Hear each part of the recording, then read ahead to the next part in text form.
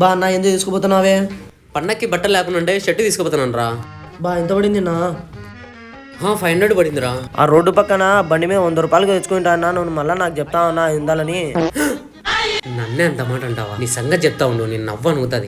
ఈ 200 వద్దు 500 వద్దు, నేను షర్టు ఫ్రీగా తెచ్చుకున్నాను రా ఒకటి. నువ్వు ఏమిస్తావు? నువ్వు కానీ షర్టు ఫ్రీగానే తెచ్చుకున్నావు అనుకో, 1000 రూపాయలు పందేమే పోనా.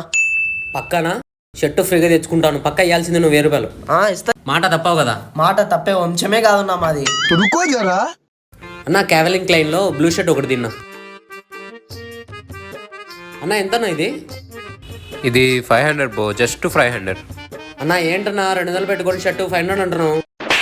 ఏదో తేడాగా ఉందేంటి? ఏంటి 200 కొన్నావా? ఎక్కడ బ్రో? అన్న మస్తుకి ఇస్తానన్నా, బయట మొత్తం 200 అన్న ఇవి.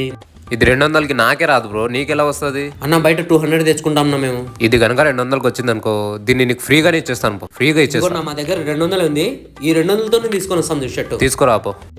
రే బైక్ లో షర్ట్ ఉంది కదా, తీసుకొని రాపో. 5 minutes later. ఇదిగో సేమ్ షర్టు చూసుకో.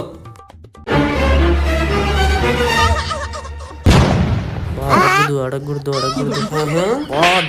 ఏంటిదన్నా మర్చిపోయావా? తీ డబ్బులు అది 1000 రూపాయలు పందేమే పోనా. ఫ్రీగా ఇచ్చేస్తా. ఇది వ్యాపారం.